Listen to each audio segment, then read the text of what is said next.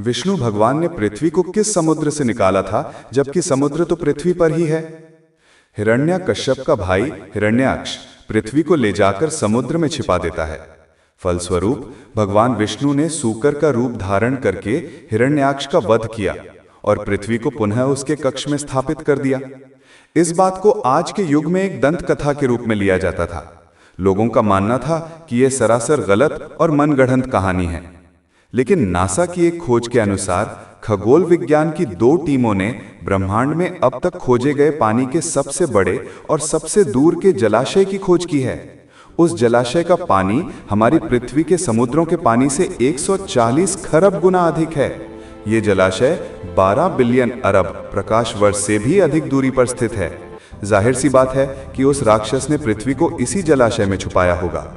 इसे आप भवसागर भी कह सकते हैं, क्योंकि हिंदू शास्त्रों में भवसागर का उल्लेख मिलता है।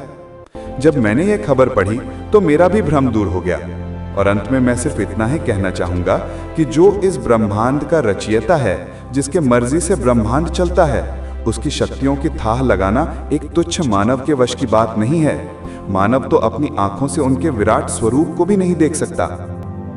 कुछ महान लोग, जिन्हें ये लगता है कि हमारा देश और यहाँ की सभ्यता गवार है, जिन्हें लगता है कि नासा ने कह दिया तो वही सही होगा, जिन्हें लगता है कि भारत की सभ्यता, भारत का धर्म और ज्ञान विज्ञान सबसे पीछे हैं, उनके लिए मैं बता दूं कि सभ्यता, ज्ञान, विज्ञान, धर्म और सम्मान भारत से ही प्रारंभ हुए हैं। अगर आपको इस पर भी सवाल करना है तो आप इतिहास खंगाल कर देख लीजिए।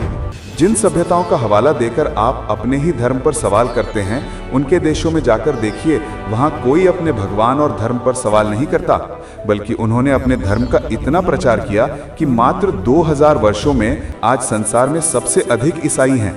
और आप जैसे कुछ बुद्धिजीवी सेक्युलर लोग धर्म परिवर्तन कराते हैं।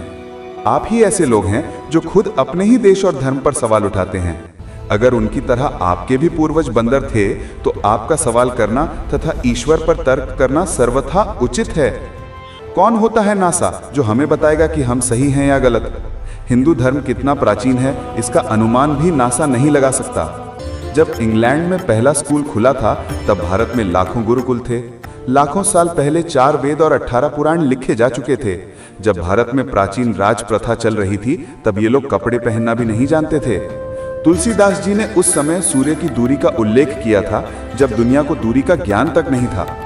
खगोल शास्त्र के सबसे बड़े वैज्ञानिक आर्यभट्ट, जो भारत के थे, उन्होंने दुनिया को बताया कि ब्रह्मांड क्या है और पृथ्वी का आकार तथा व्यास कितना है।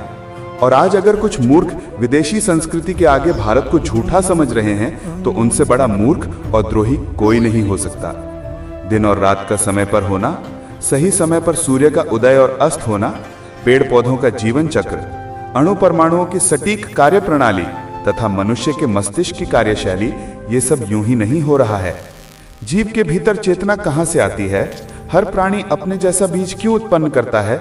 शरीर की बनावट उसकी आवश्यकताओं के अनुसार ही क्यों होती है? बिना किसी निराकार शक्ति के ये सब अपने आप संभव ही नहीं है। अगर वीडियो अच्छे लगें तो चैनल को सब्सक्राइब जरूर करें।